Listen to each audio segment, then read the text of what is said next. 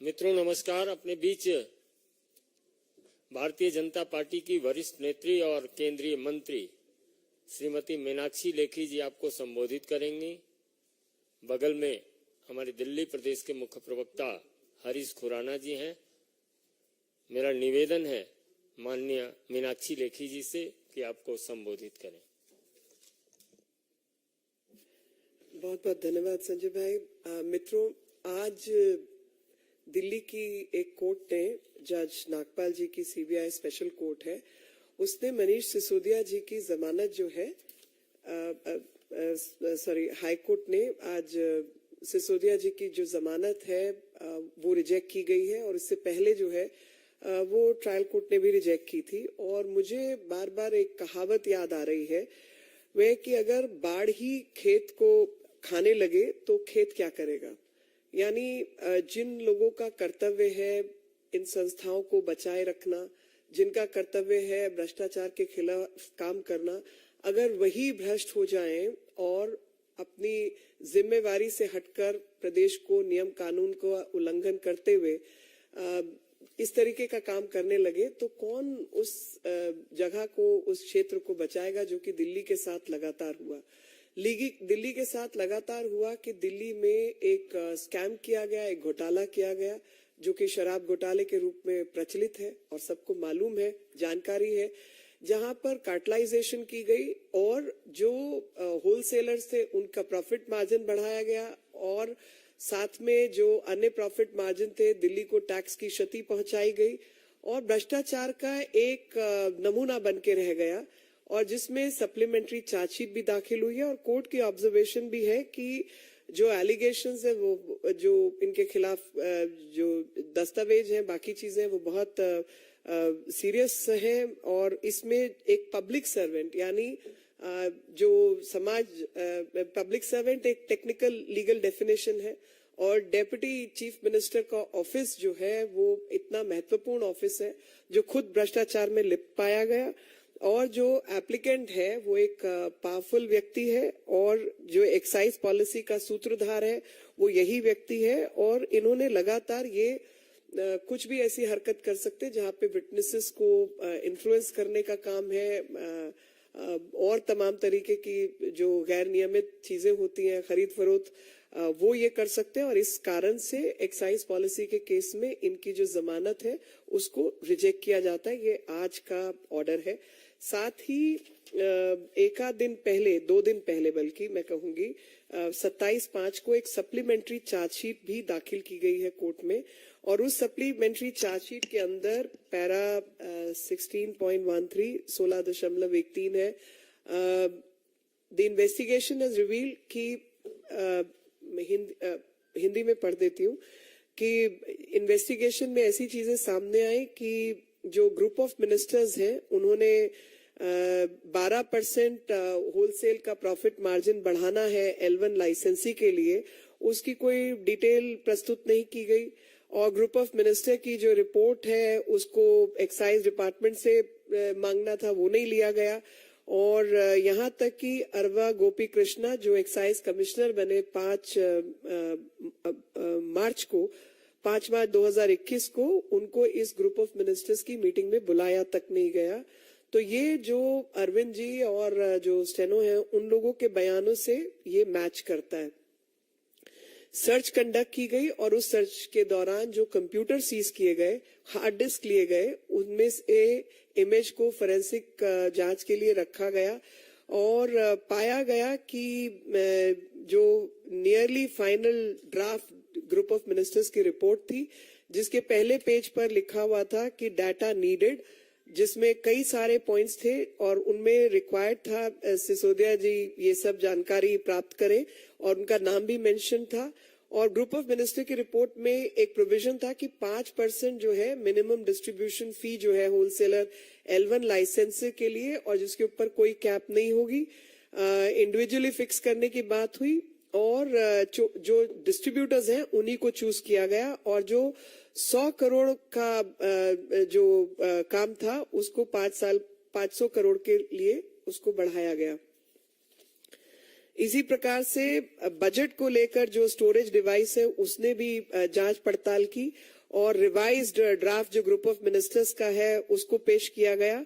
और सी अरविंद और सुनील सिंगल जो टाइपिस्ट हैं उनके कहे जो उनका बयान है उसके अनुसार पाया गया कि ये 10:28 पर ये काम हुआ, क्योंकि उन्होंने अपने बयान में कहा कि ये 10:30 के आसपास की बात है, तो 10:28 पर ये हुआ जो फोरेंसिक रिपोर्ट में सामने आया।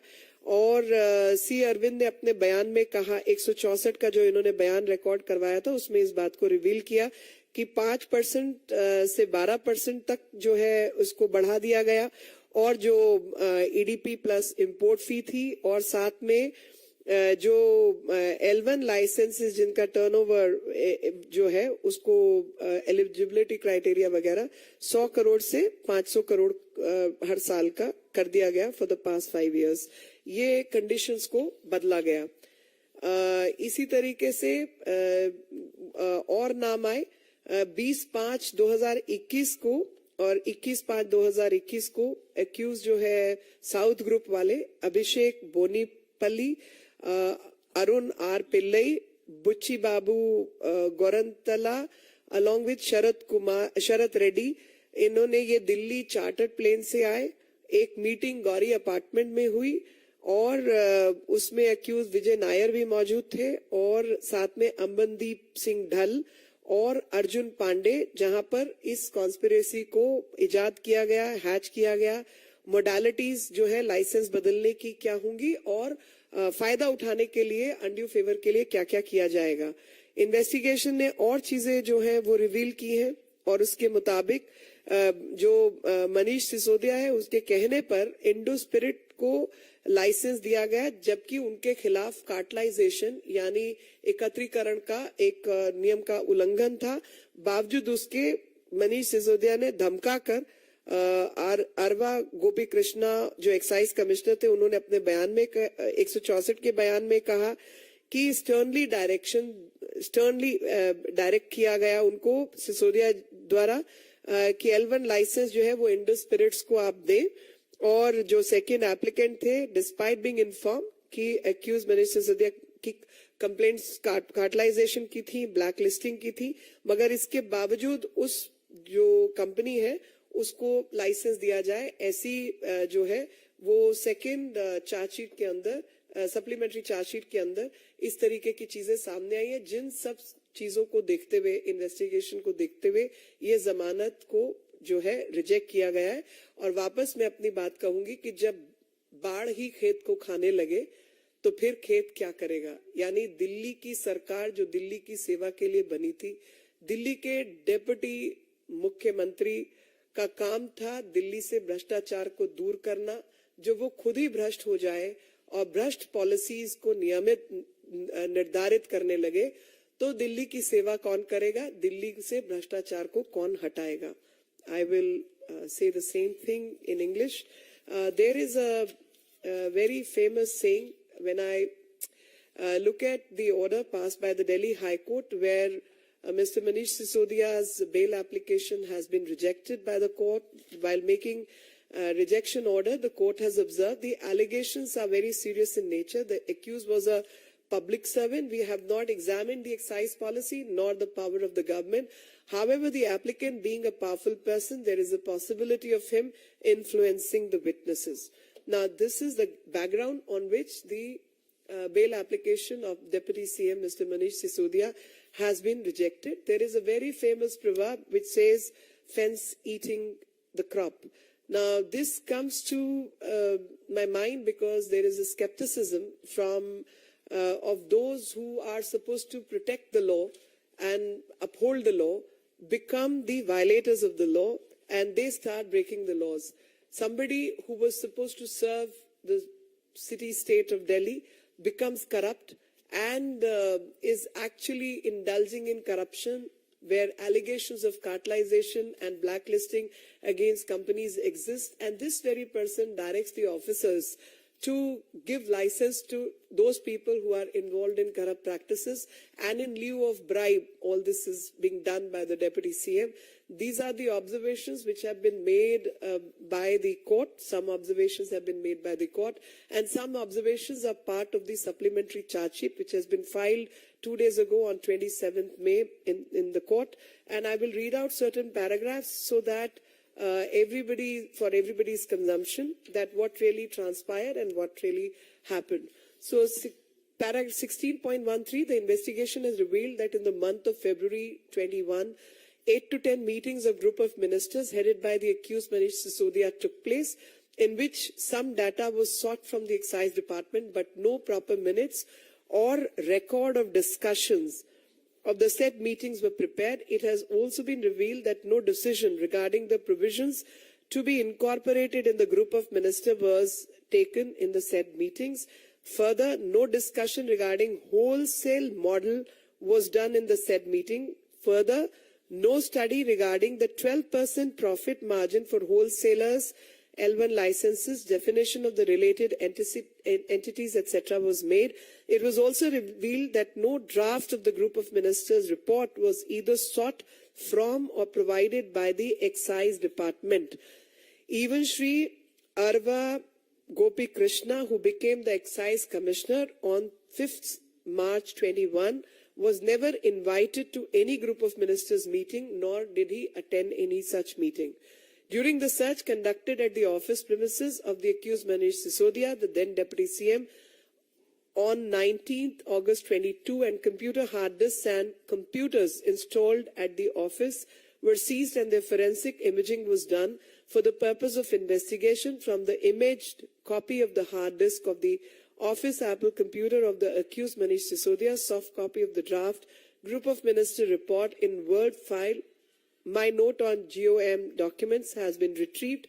The said file was last modified at 11:27 hours, 15th March 21. It is revealed that this was nearly the final draft of Group of Minister report, in which on the first page under the head data needed, various points on which data clarifications were required by the accused Manish Sisodia have been mentioned. In the said draft Group of Ministers report, there was provision of mandatory 5% minimum distribution fee for wholesalers, this is L1 licensees, with no cap on distributor margin, which could be individually fixed by the manufacturers with their chosen distributor. Further, there was an eligibility criteria of minimum turnover of rupees 100 crore every year for past 5 years for the wholesalers. Why this is necessary? Because these two terms, one being 5% minimum distribution fee and rupees 100 crore every year turnover, these two conditions were changed in the new excise policy with the intention of corrupt practices, engaging in corrupt practices. I'll further read out para 16.16. During the investigation on 15th January 23, the HPLE desk, etc., these were seized, and the forensic examination happened. And this revised draft Group of Minister report, which said corroborates the version given by Shri C. Arvind and Shri Sunil Singhal, the typist, who have confirmed that the typing work of the draft Group of Minister report was completed at around 10:30 p.m. On 19th March 21. The aforesaid facts have also been confirmed by Shri C. Arvind's statement recorded under Section 164 on 16th February 23. It has been revealed in this draft Group of Minister report that the profit margin for wholesalers L1 licensee was abruptly increased from 5% to 12% of the EDP plus import fee. Further, the eligibility criteria of turnover for wholesalers L1 licensee was also increased from rupees 100 crore to 500 crore every year for the past 5 years. The two conditions were altered to benefit a certain group and a certain people, and that's why this is a case of corruption.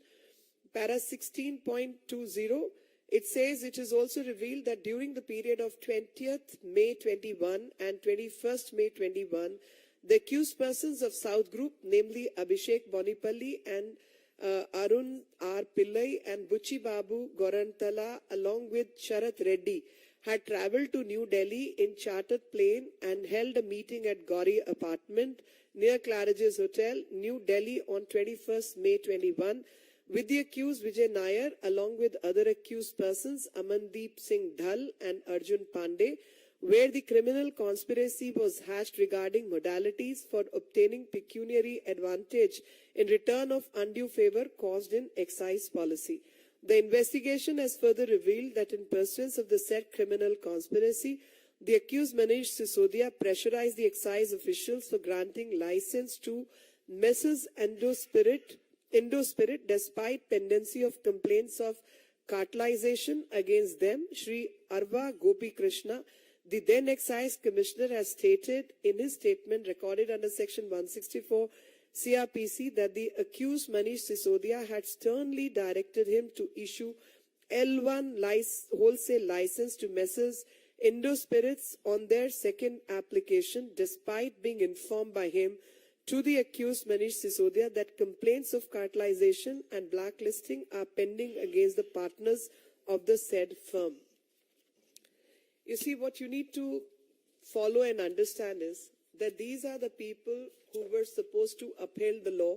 These are the people who were supposed to protect the Delhi Treasury from any wrongdoing, from any corruption. These very people, in violation of the existing policy, in violation of the existing law, have violated the law and caused harm and damage to the exchequer. And being public servant, they are liable for all actions by CBI and ED for the charges of corruption, altering the policy to favor some people and some companies. The charges of cartelization and corruption have actually been furnished and supplemented by various statements, and thus pending action under the law by CBI and ED is awaited, and that's why the bail application has been denied. Any question? I'll welcome that.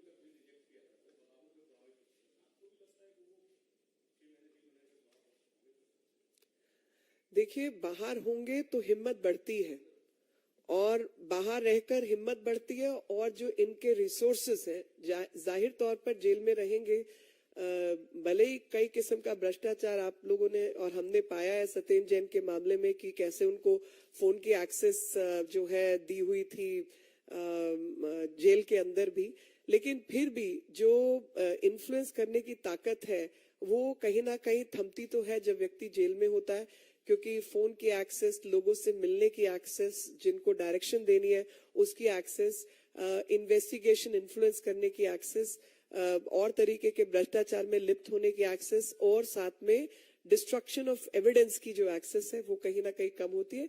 इसलिए jail में रखना स्वाभाविक रूप से investigation के नजरिए से सही होगा। विकास चंद्रा, न्यूज नेशन।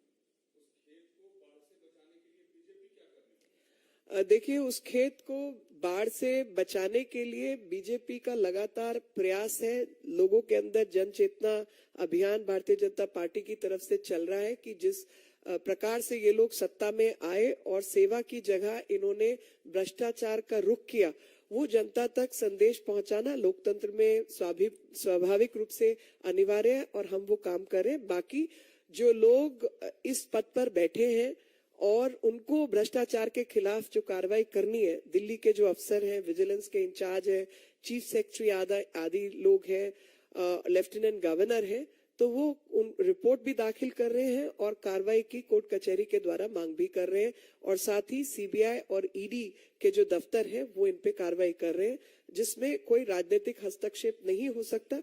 तो हम कोई राजनीतिक हस्तक्षेप नहीं कर सकते, लेकिन हाँ, जन चेतना और जन जागरण का काम भारतीय जनता पार्टी कर रही है।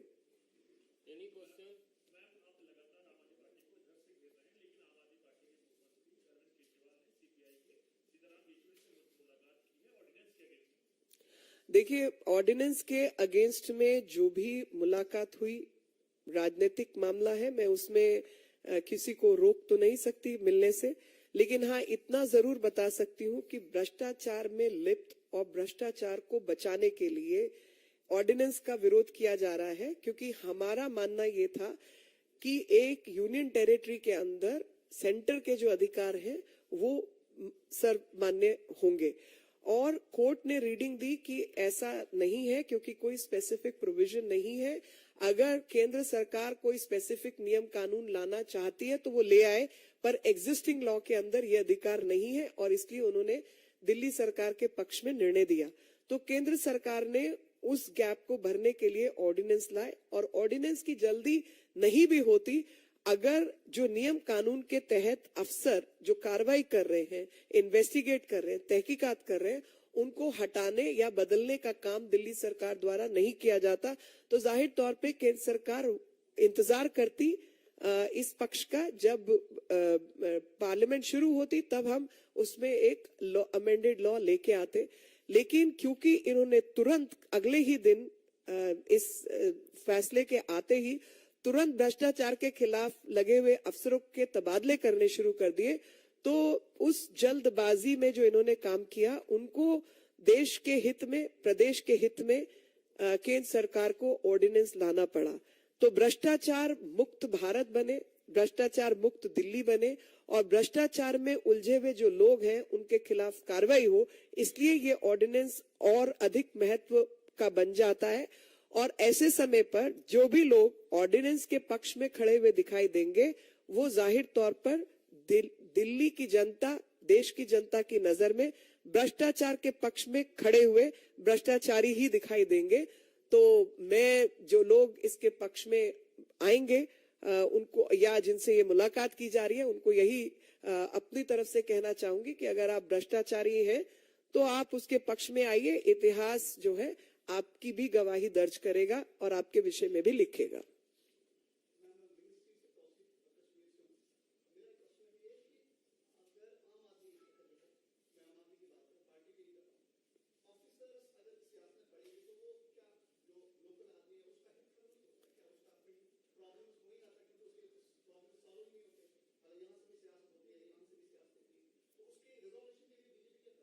आपका नजरिया थोड़ा सा सुधारने की जरूरत है, क्योंकि अफसरों का काम होता है भ्रष्टाचारियों को पकड़ना। अगर पुलिस भ्रष्टाचार के खिलाफ कार्रवाई नहीं करेगी तो आप और मैं करेंगे क्या? आपका काम रिपोर्टिंग है, आप अपना काम रिपोर्टिंग कीजिए, मेरा काम आप तक बात पहुंचाना है, मैं अपना काम करूंगी। लेकिन जिनका अधिकार है एफआईआर दर्ज करने का, इन्वेस्टिगेशन करने का, ईडी के खिलाफ कार्रवाई कर, ईडी में कार्रवाई करने का, भ्रष्टाचारी तंत्र को पकड़ने का, वो अपना काम नहीं करेंगे तो वो संविधान और कानून के खिलाफ होंगे। इसलिए उनको अपना काम करना जरूरी है। सियासतदानों का काम है, जो कि मैं कर रही हूँ या आम आदमी पार्टी कर रही है।